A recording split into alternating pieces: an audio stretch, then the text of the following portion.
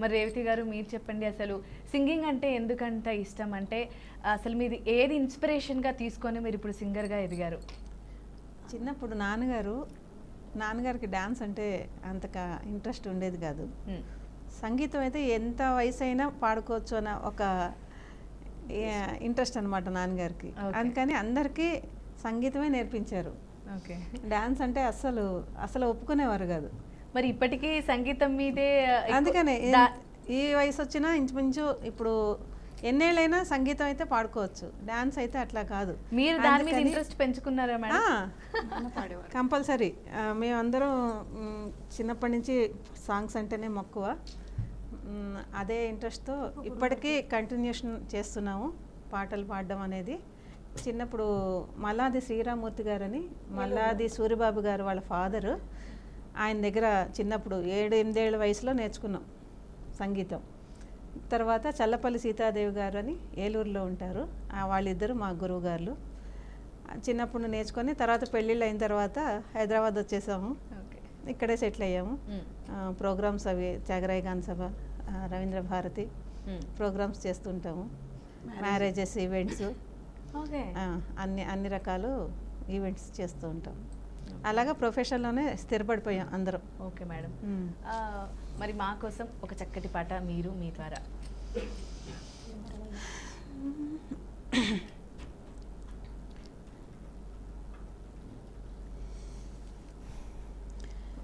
ఎవరవయ్యా ఎవరవయ్యా ఈ దివ్య భువి నుండి దిగి ఈ అమ్మ ఒడిలో నా ఒదిగి, ఎవరవయ్యా ఎవరవయ్యా ఎవరవయ్యా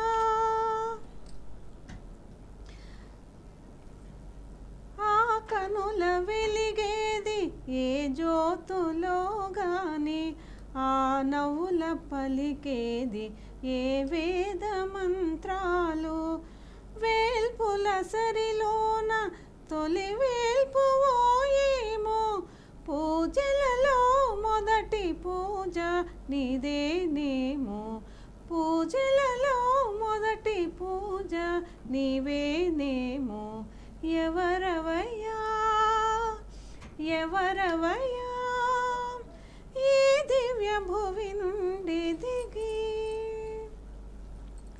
ఈ అమ్మ ఒడిలో నా ఒదిగి,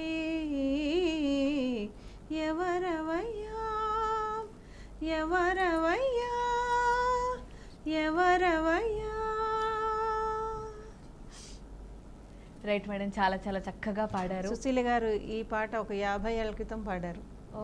గణపతి అంటే గణపతిని ఎత్తుకొని చాలా హిట్ సాంగ్ ఇది ఫిల్మ్ ఇండస్ట్రీలో. గణనాథుని తలుచుకొని ఇది నాకు పాడాలనిపించింది ఇవాళ. నైస్ మేడం, చాలా చాలా బాగా పాడారు. Thank you.